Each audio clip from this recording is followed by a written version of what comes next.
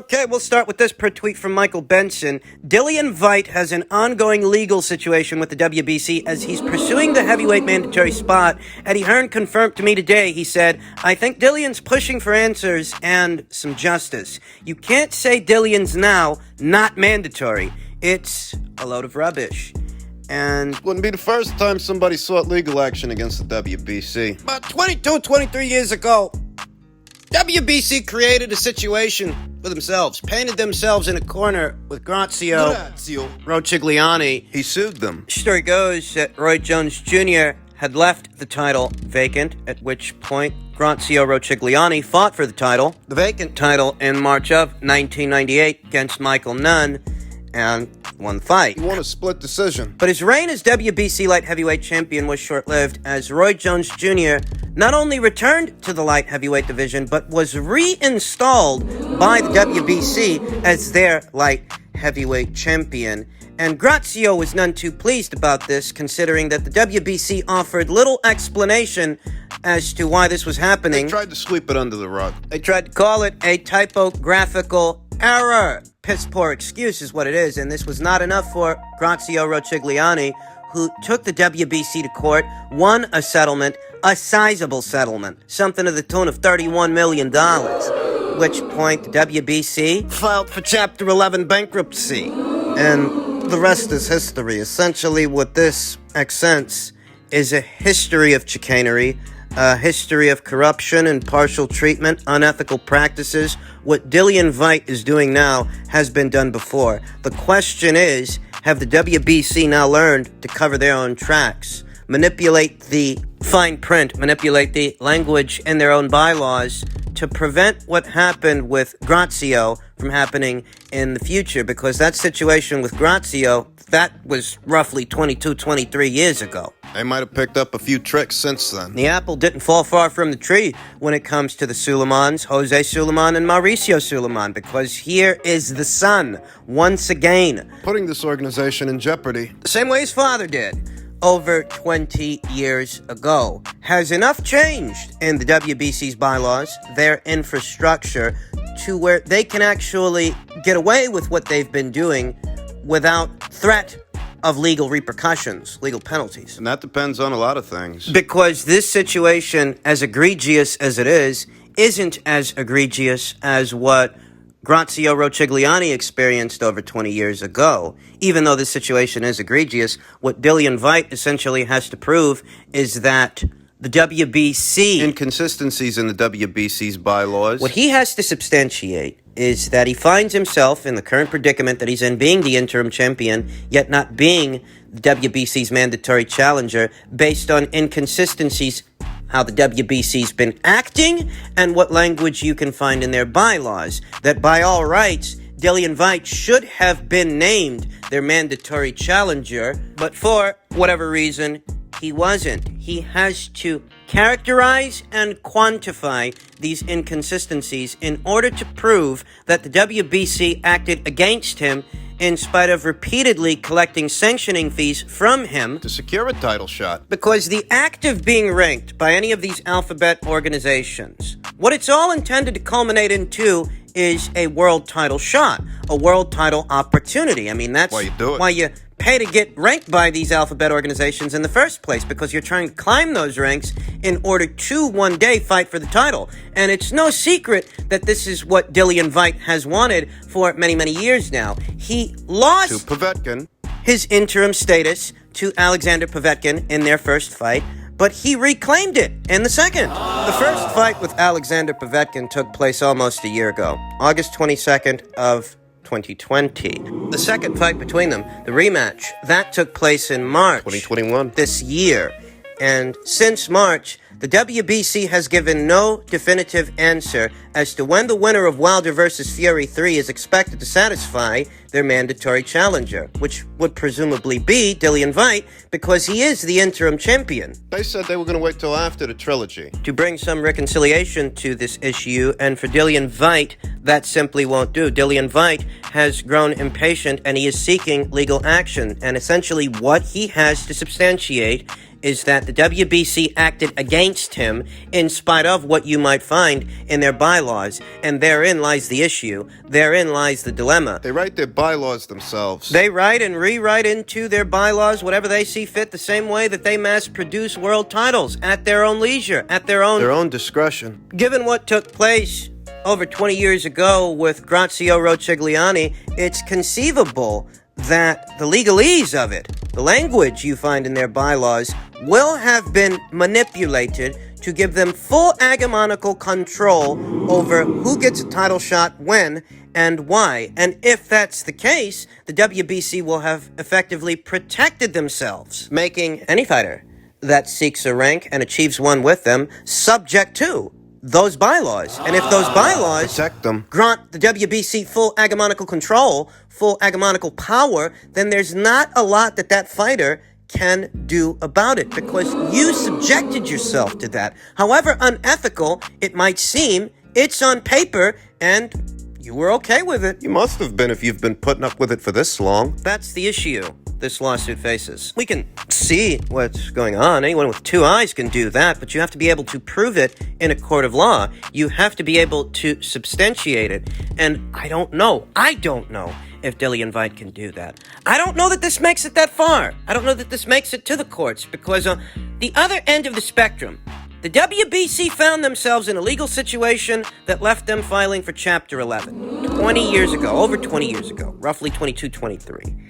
Ahead of this, Mauricio Suleiman might so decide to find some reconciliation in the best interests of the WBC in order to stop this from going to court, for fear that they might find themselves in a pickle again. That's the other end of the spectrum. Preventing a lawsuit. There's no real reason WBC can't, here and now, issue out a mandate for the winner of Wilder vs. Fury 3, which is set to go down this fall, to satisfy their mandatory challenger in Dillian Whyte, because Dillian is the interim champion. That title ain't been fought for in 16, 17 months. Since late February last year. It won't be fought for another 3 months. It's a grand total of what? 19? Close to 20 months? Close to 2 years, really, since the WBC's heavyweight title has been in circulation and available for other fighters to fight for. What you have to understand is that Deontay Wilder and Tyson Fury's legal situation should not prevent all these other ranked fighters by way of the WBC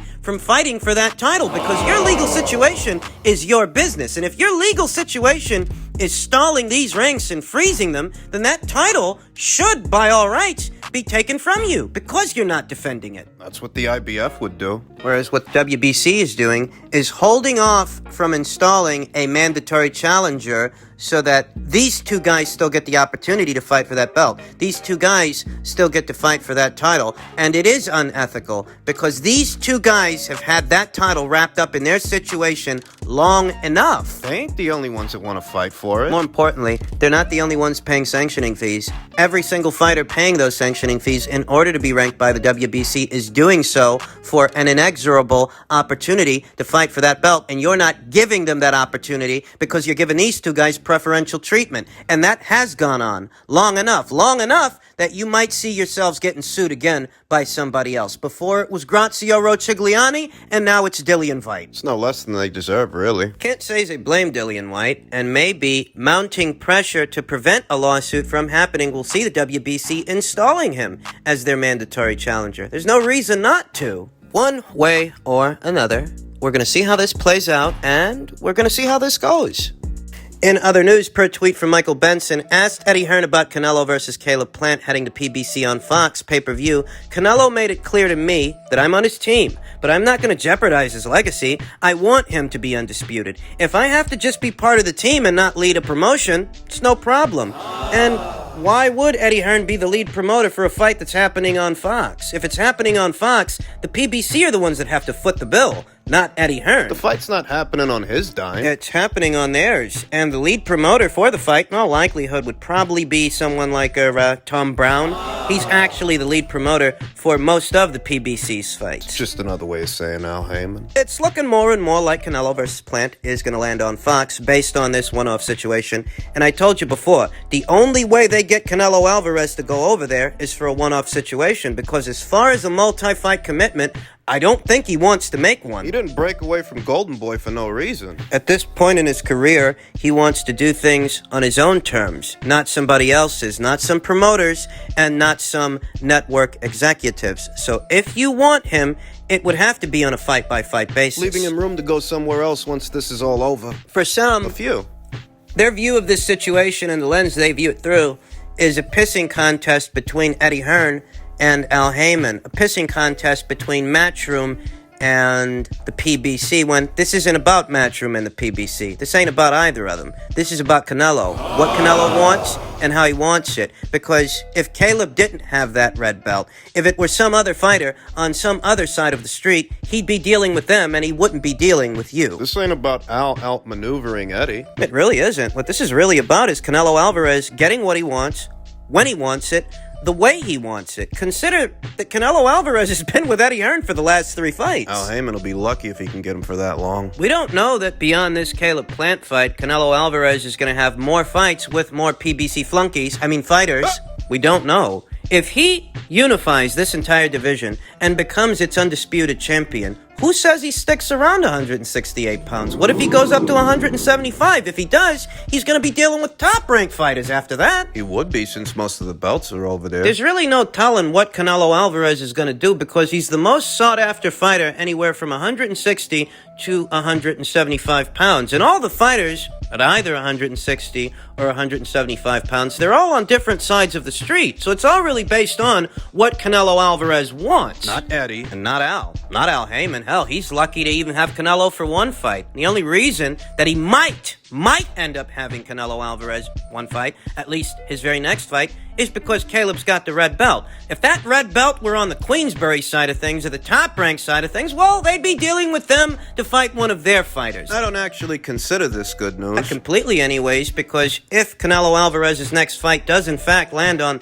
PBC Fox side of things, it becomes that much more expensive for me and you, the boxing fans. And if he ends up staying over there on PBC's Isolation Island, has an extended stay, every single fight he has moving forward is going to come at an additional charge to me and you. It's not exactly good news. The PBC is already staging several pay-per-views annually. More pay-per-views in this country than anybody else. And if you tack on Canelo Alvarez to that equation, you're looking at roughly 2 or 3 more pay-per-views on top of all the other pay-per-views they're already staging. It's roughly 7 to 8 pay-per-views a year. If the PBC and Fox have it their way, it'll become very expensive very quickly to be a boxing fan. They'll put as many fights behind a paywall as they can. Because that's what they've already been doing without Canelo Alvarez. So while it is good that the fight is being made, under what circumstances cannot be overlooked. And finally, just in keeping with the theme of things Eddie Hearn said, per a tweet from Michael Benson, Eddie Hearn has named February as realistic for Anthony Joshua versus Tyson Fury if they beat Alexander Usyk and Deontay Wilder. But he's insisted, no talks yet. I spent 6 months wasting my time. So let's get these fights out of the way and see what happens. And all the excitement, There's been a shift in the momentum. most of the palpable excitement that exists in the heavyweight division here today in July of 2021 has everything to do with Joshua versus Usyk. If there's a fight that's set to go down in this division in the near future that people are actually intrigued by and excited about, that will generate large sums of revenue for the division and the sport, it's Joshua versus Usyk more than Fury versus Wilder. I should say Fury versus Wilder 3. They've got 3 months. Approximately 3 months to promote the trilogy, the rubber match between Deontay Wilder and Tyson Fury. And whenever the subject is broached, whenever the subject is brought up, all you see are a lot of people with a lot of hard feelings. And Eddie, build up for like 6 months, then for that to fall through, and then this build up for the Wilder fight, and now that's fallen through. People are just like, fucking, like someone's to blame, and the key factor here is Fury.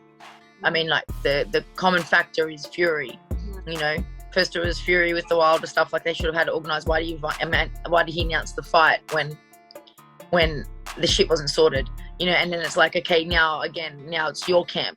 That's the problem. Like it's all Fury's side that's the problem. That's what it seems like, and that's what it looks like to the fans. So I think they just had enough. I don't think they Very recently, it was Ebony Bridges that said it best, ahead of her next appearance in the Fight Camp series, that the fans are just sick of it. And the common denominator in all these situations that are constantly disappointing the boxing community at large, the common denominator is Tyson Fury. You were supposed to fight Joshua, that didn't happen. And then you were supposed to fight Deontay Wilder this summer. Once again, that didn't happen, that got delayed. What are you supposed to root for here? In that situation, that Fury versus Wilder situation, who's the good guy? Who's the bad guy? Who are you supposed to root for? The guy, Fury. the common denominator with the constant collapse of big fights, Tyson Fury, or the other guy, the sore loser, the guy who spent the last 12, 16 months making excuses? Bambi? Which one of these two guys are you supposed to give a fuck about? Which one? The pathological grifter or the sore loser and excuse maker? Because I'll tell you something,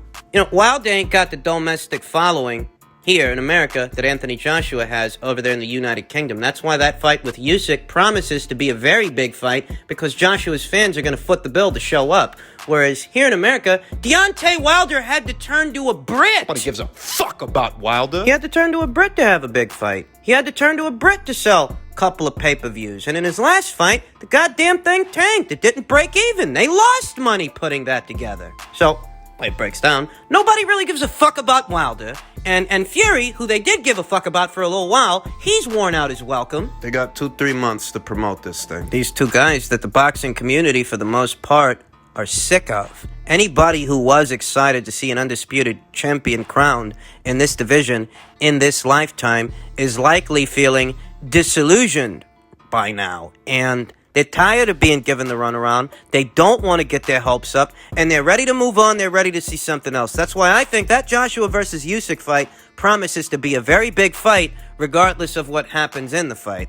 But as far as the Wilder Fury trilogy and an undisputed champion being crowned in this division, people just rather not broach the subject right now. They don't want to waste their time on it anymore.